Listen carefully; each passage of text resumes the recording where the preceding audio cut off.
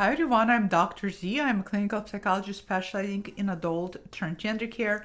Welcome to my channel. If you are new here or regular viewer, please make sure you subscribe if you haven't yet already. In the very least, give this video a thumbs up.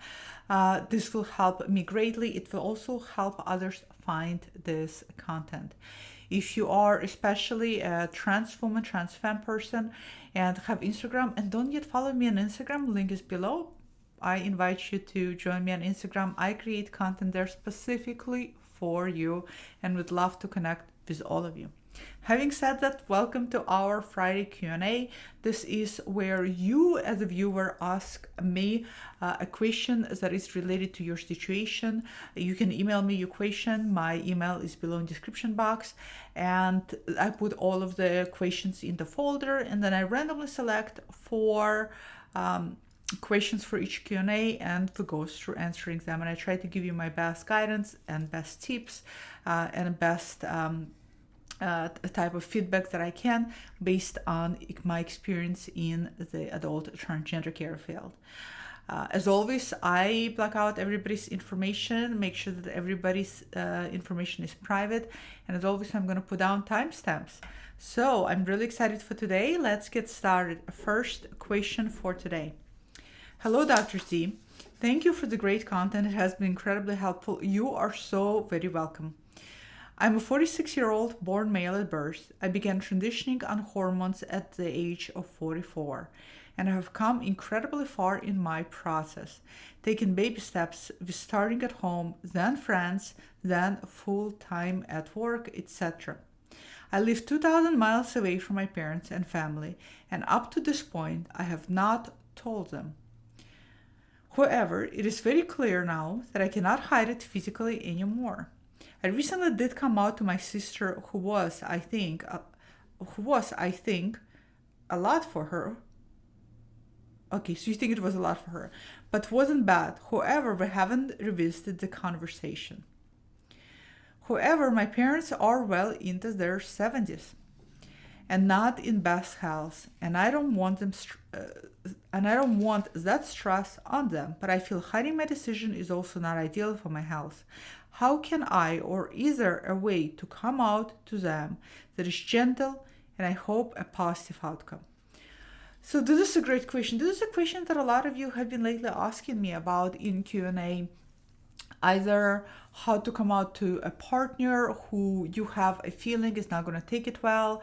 On a recent Q&A, we had a question, how do I come out to a spouse who is in a fragile mental health, who I think definitely will not be able to handle it.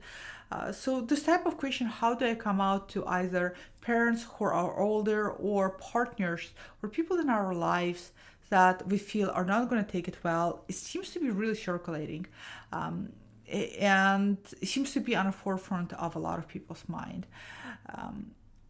So collectively, there seems to be like a theme going on here for a lot of people are starting to think about wanting to come out, but wonder how to do it in a way where it either rocks the boat less or whatever it is you're afraid of, going to minimize any potential aspects of things that you do fear.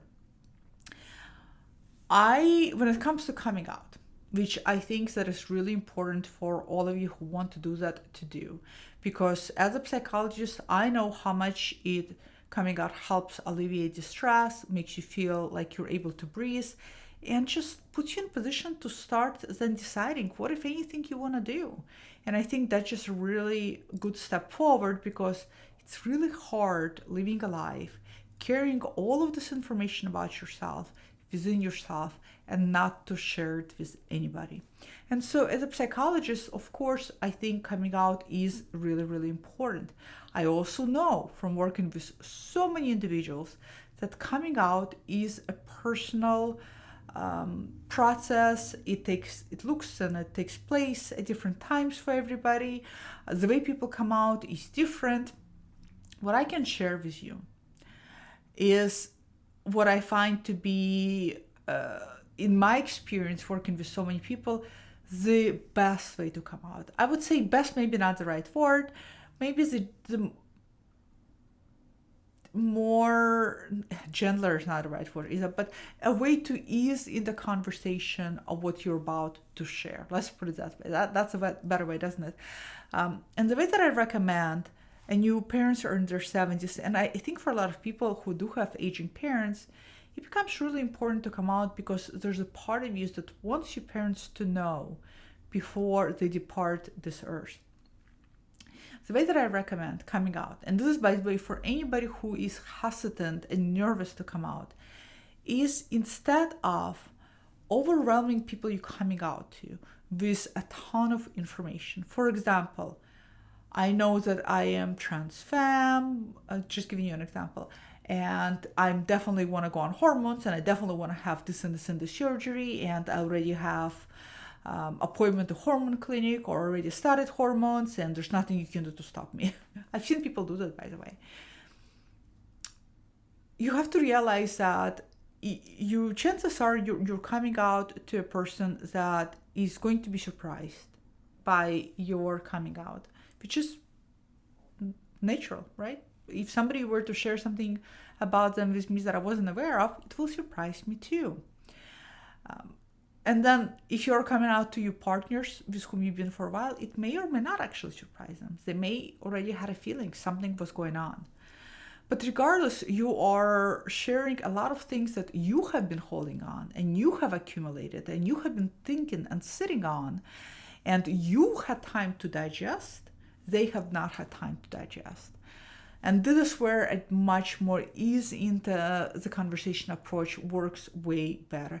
It allows the people you're sharing with time to process the information, because for a lot of people, it is going to be a big form of information. And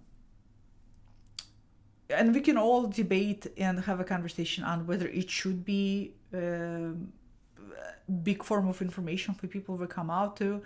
But the reality still remains the same, is that you are coming out not just to strangers. You're coming out to people who matter to you. Chances are it's going to be your parents, or it's going to be your loved ones, your partner, maybe your kids. And it is a big form of information for them. Your gender and the way you identify is a big deal to those people around you. So I recommend, instead of sharing a lot of information, ease in the conversation by just sitting down and saying, I've been wanting to share this with you. I have been struggling with, or I have been questioning my gender identity lately. And I come to realization that I want to take some time to explore, or spend some more time exploring my gender identity. That opens a doorway. And yes, the people you're going to come out to are most likely going to bombard you with a ton of questions. What does it mean? What are you saying? What is that supposed to mean? Maybe they're even going to say, what have you been watching lately? Are you going to have surgery? Are you going to go on hormones? Might be a lot of questions for you. It is very important to remember when you're coming out that it's okay not to have all the answers. In fact, you're not going to have all the answers. It is okay to tell people who are asking you questions, I don't know. I don't know. I haven't figured this out yet. Now, a lot of people are afraid to say, I don't know, because they feel that then they are perceived, and they make themselves look to the other party as if, if you don't know, then maybe you're confused. But I would argue the opposite is true. Because you're easing in, you're not saying, I don't know, to take in big steps, right? So you're not saying, I'm going to start hormones and have surgeries, and the other person says, well, what is your plan? And you say, I don't know. No, that doesn't look like you have thought about it. But if they have all these questions and you open the conversation with, I'm going to explore, you are supposed to not really know. So it's okay to then tell them that this is why I'm going to take time to explore. So I can get to the answers. So I can get to the place of knowing. This is how I recommend. This is I found the best way over 20 years. Just opening gently conversation. It will also give you a good idea of how the person is going to respond, whether they're completely surprised by this or they had an inkling of knowing. You're going to get an idea of what questions they have for you. It opens a conversation for a dialogue. It opens up space for having the talk. And it just seems to work the best out of all sorts of coming out stories I've heard. And I heard them all. This one just seems to be the best way to broach a conversation. So that's how I recommend. Now, when you say to have positive outcome, nobody's going to guarantee how people are going to respond. And it's really not your responsibility to take care of their feelings, depending on how they're going to respond. Your accountability is to be transparent and honest with them. That's where your accountability lies. How people are going to feel about your transparency is for them to work through them, is for them to figure out. This is not, I have so many clients, and I'm sure it's going to be so relevant to so many of you. So many of you tell me that when you came out, especially to your spouses, there's this guilting with some, not with all spouses, but there's sometimes this guilting, you ruined my life, it's your fault, I'm miserable now, I'm suffering, you brought the suffering on me. And a lot of people tend to take this in because you, by the product of living with dysphoria for so long and kind of feeling not so good about yourself, you are prone to feel tremendous amount of guilt and shame.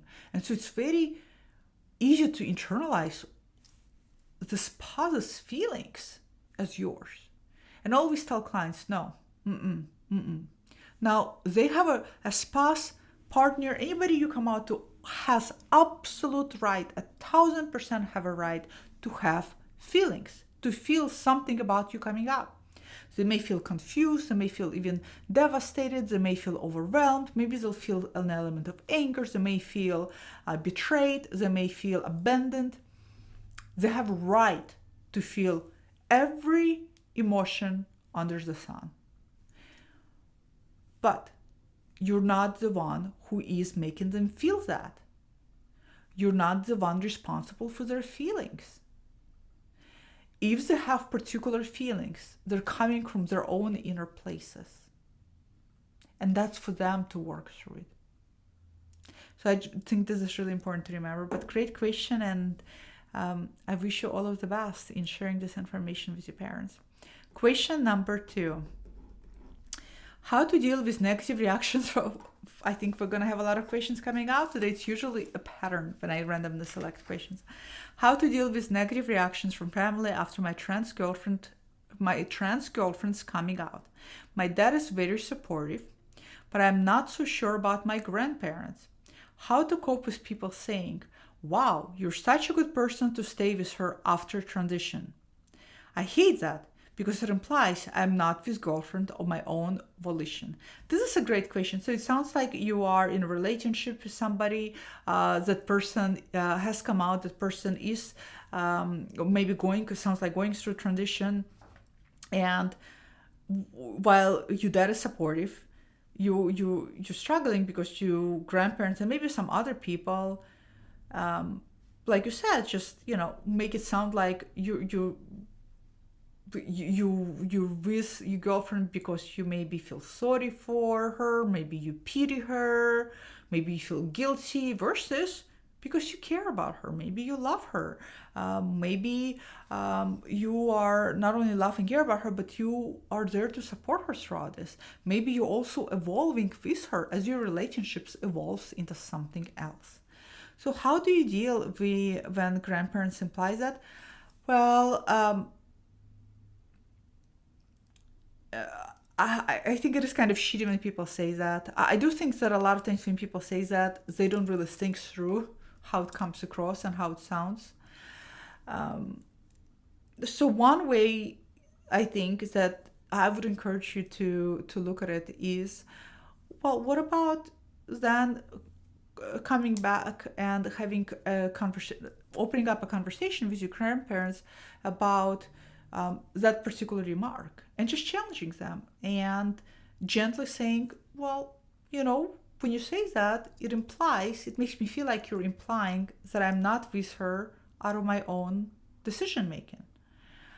But in fact, let me tell you a little bit more about the nature of our relationship, or let me tell you how much she means to me, or let me tell you how much watching her stepping into her authentic self has actually taught me something about myself.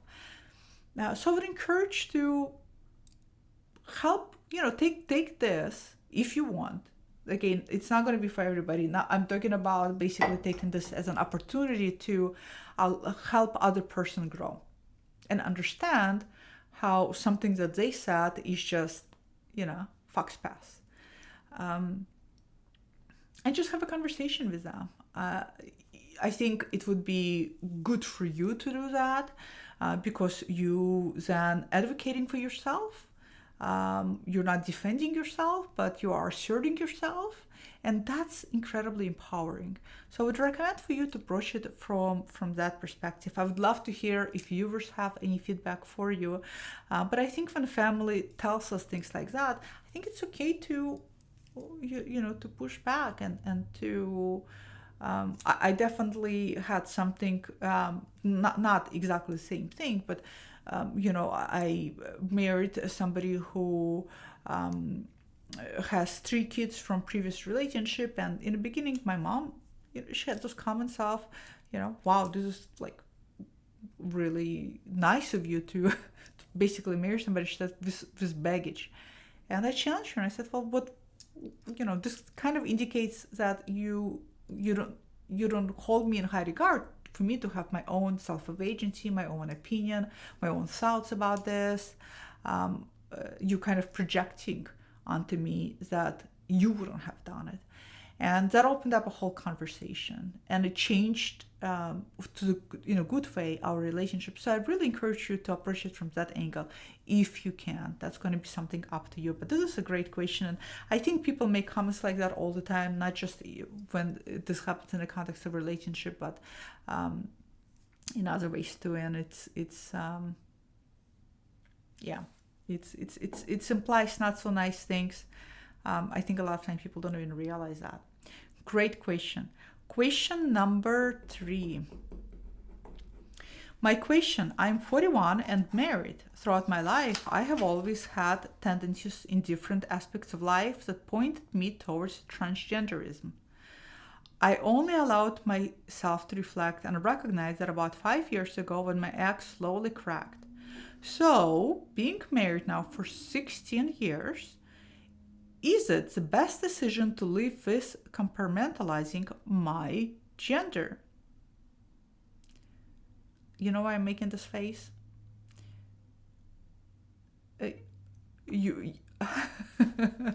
I love my viewers.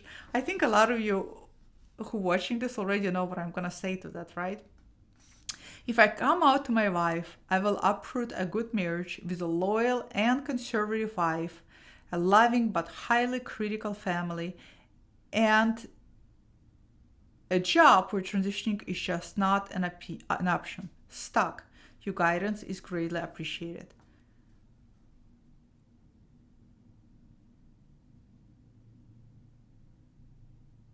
Okay. I was just rereading, thinking, why was it important to point out that your wife is loyal and conservative and your family is loving but highly critical? You're pointing the contrast. In other words, if you were to come out because your wife is conservative and because your family is highly critical, you don't think it's going to go well.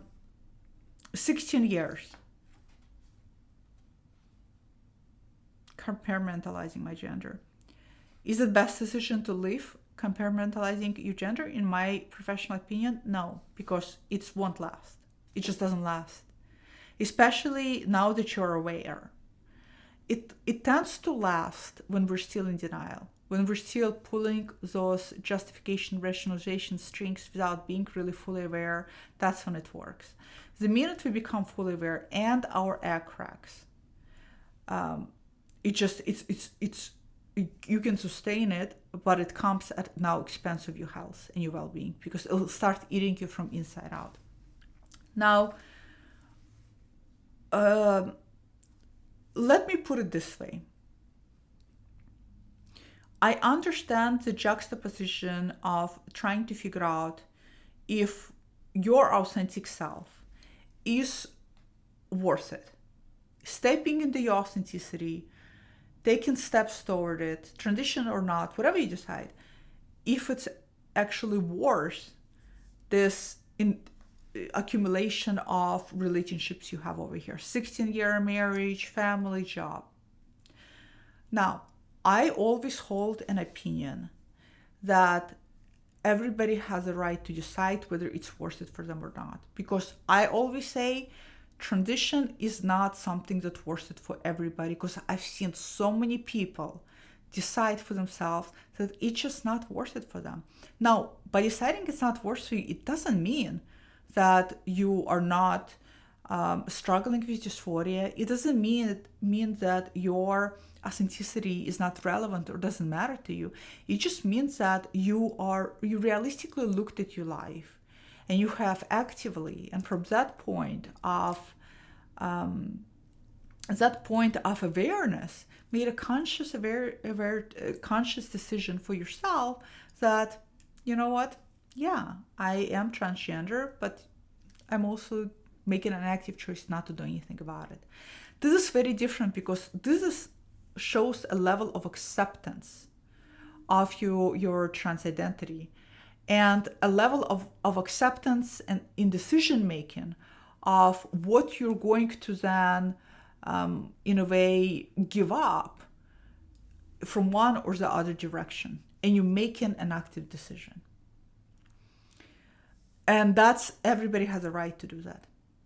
I will never be a therapist who says that if you struggle with dysphoria or if you are transgender, you absolutely must transition, because that is absolutely not true. And it just, for some people, depending where they live, it's just not even realistic. So, but here's the thing that is different with your equation. I've seen so many people who are in your position, and I worked with so many people, and I'm working right now actively with people who are been married for a long time, kids, family, built other ecosystems about them, and they don't want to give it up. But the difference is that they have disclosed to very least to their partners. They disclosed that, hey, there's part of me here also that has been there all along, but I'm also deciding that at this point in my life, it's not worth it for me to pursue it. And that disclosure is very, very helpful, because it alleviates a lot of things internally. The disclosure also, I'm not going to lie, sometimes opens up a door where part of you wants more and more. And that's normal, because there's part of you that wants to be authentic you. Now, like I said, yeah, you can of course go through the rest of your life compartmentalizing it and keeping it completely away from your family, which I personally, just personal opinion, don't recommend, because if you know that you don't relate to your assigned gender at birth, and if you know that you're not comfortable with it, but your partner thinks you are, that's, to me, becomes, for me personally, an element of unfairness. But again, that's just my opinion, right? Everybody has their own opinion. But yes, you can compartmentalize it, but I wouldn't advise anybody to do that, because you act correct, and what you're going to continue to do is you're going to be self-consumed with accumulating information. We also live in a world where we cannot escape access to information, overload of information, YouTube videos, Instagram posts, Facebook posts, just internet at large. The minute anybody's egg cracks in today's time and age is the minute a person gets exposed to options, treatments, solutions, as well as accounts of other people's outcomes, both positive and negative. The minute you have possibility implanted in your brain is the minute suffering and struggle begins to take root, because then you know that this is possible, right? The options are there for you. You're just struggling to take them. Think about prior to technology age. It's in some way, in some context, one can argue that it was a little bit easier for people to, not easier, but it was more sustainable for people long-term to live with dysphoria. Because when they live in a world where there's no solutions at all, or they don't even know there's solutions that exist, where it is completely impossible, or you think that it's completely impossible to transition to desired gender, then you accept the struggles that you have and you find a way to move forward in spite of it. In today's world, it's very difficult to accept and move forward in spite of it, again, because so much information is at our fingertips. And not to mention all these accounts of people who have transitioned, how they look before, how they look now, how much happier they are. That all feeds into your own despair. And that's what makes it very, very challenging. So, yeah, you can do it. I think it's going to affect you negatively long-term personally as a psychologist. I wouldn't advise you to do it, but as adults, all of you are welcome to make your own decisions. In the very least, if you cannot be talking about this with your spouse, in the very least, maybe you can start talking about it to a therapist locally in your area, because I promise you, just opening up to somebody is going to help, because otherwise you're keeping all of those feelings in and they're bound to combust. Yeah. So that's what, you're not alone. You're not alone. Almost every other person I consult with on the phone has a similar situation, and they ask me, should I transition? Should I not? And it's like, it's not, a lot of times, what I can say is a lot of times we hyper focus on what we have accumulated and the fear of losing all of it, and we're not yet capable of foreseeing or imagining what we might gain. Having said that, I also know that transition is not for everybody. Considering transition, one has to realistically ask themselves what are their transition goals and whether they're capable to meet their goals within their access to resources, finances, all of those things. Because I've seen people that had all of these expectations of just what hormones are going to do and then get so devastated because it didn't pan out that way. So, great question. You're not alone. My heart truly does goes out to you. Because it's hard. It is so hard for so many of you. And finally, last question for today. Question number 4. I'm trans lesbian in my early 30s who hasn't socially or medically transitioned yet. So I'm usually perceived as a man. Socially or medically. Okay. So since you socially haven't transitioned yet, I may be assuming you're not out yet.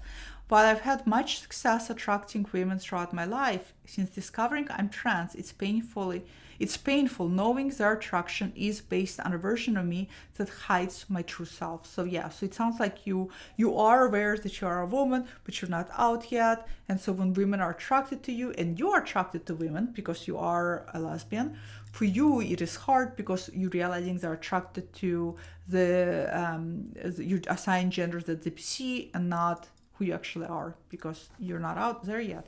I value my self-love and authenticity, but I fear I may never find love once I fully transition. I fear that transitioning will exponentially decrease my dating pool and increase my chances of being alone for the rest of my life. Even if that's so, it's forced to sacrifice to be authentic. But how can I cope with these conflicting feelings and navigate these in-between phases of my journey?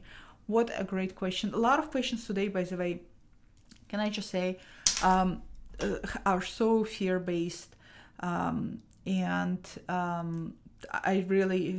think today more than ever, and maybe it's because where I'm at in my life right now, I really feel a lot of you on a lot of the things. So I'm a realist. A lot of you know and watch me know that I don't sugarcoat things, and I'm very honest with you because we have too much stuff out there that is being sugarcoated about transition and stuff, and it's not my style.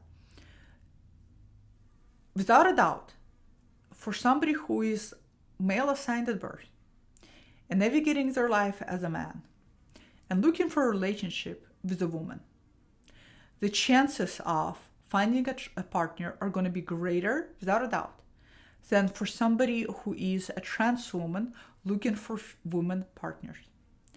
This is just a reality. This is just, sorry, I have like a fly flying in my office. This is just a reality of dating.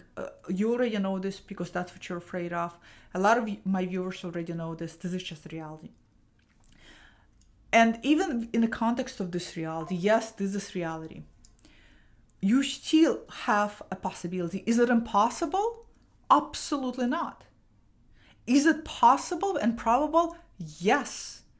I say this because I've seen by now so many people who, in your age group, and you're only in your early 30s. I've seen people who are older are so afraid of this, afraid of being alone. And then the next thing you know, it's like, Dr. Z, can you believe it? I found myself a partner and I had no idea. It's like, well, yes. There's more to you than your gender. Does your dating pool diminishes? Yes, it does. But it doesn't mean that it completely goes away once you transition. And a lot of, let me stick to this question. You're so right now afraid and consumed by fear of being alone. And I encourage you and everybody else in the same position to ask themselves, and I encourage you to ask yourself this. But if you don't step into your authentic self and you continue living a life the way you do, and you do find yourself a woman you're going to settle down with, but she doesn't know, are you then also not alone? Yes, you are with somebody, but are you not truly alone? Because it's not you. It's not really the core you, right? That she's in a relationship with. How is it also going to affect your intimacy? Intimacy is the place when dysphoria skyrockets because we have to be vulnerable and naked in front of a partner. How is it going to affect that? What's going to happen when you're going to start feeling more and more discomfort with your assigned gender? And you're going to start to slowly pull away. And she's going to sense it. In the very least, how fair is it for your future partner not to know when you already know? Just because you don't want to end up alone. I have to call out accountability because this is quite selfish and comes from a place of self-preservation and a deep, deep place of fear and abandonment and not being loved. And I say this with so much love for all of you. Because all of us human beings don't want to be alone. And all of us want to be loved. It's so important for us, all humans, to learn how to have relationships with ourselves, first and foremost. To learn how to love ourselves unconditionally. Partners are great, but partners are not guaranteed. Partners we find may not be our soulmates for the rest of our lives. Partners we find may not be there with us until the day we die. Sometimes when we have the most difficult time, we might end up being alone. And if we have not cultivated a relationship with ourselves that is honest and authentic and self-loving, we will always feel partially lonely. And then if we don't have that relationship with ourselves, but we step in the relationship, we're creating codependency on that person. So you already said it, you know that, where do you say that? You know that transition will decrease your dating pool, but even so, it's worth the sacrifice to be authentic, yes, because then you're going to form a relationship with yourself. People who have relationship with themselves and haven't found partner, are they alone? Yes. But are they lonely? Sometimes. But a lot of times they have themselves. And there's a big difference. You can be with a partner and be deeply lonely because they don't know deep down who you truly are.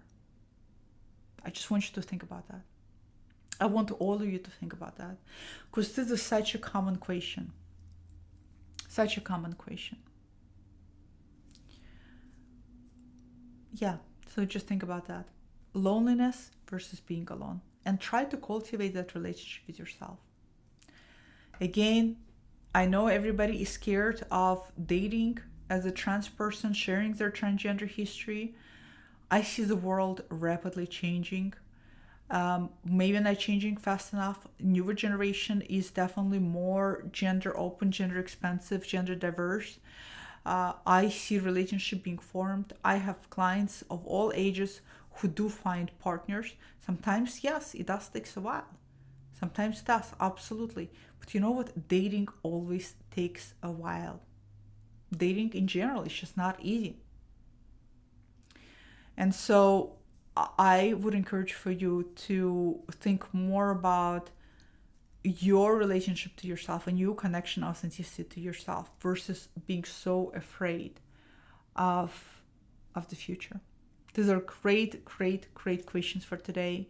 My heart goes out to everybody who asked question today. If you do have a question for me, my info is my email is down below. Email it to me, and I'll include it in our Q&A. I hope all of you have a wonderful day, and I will see you all in my next video. Goodbye.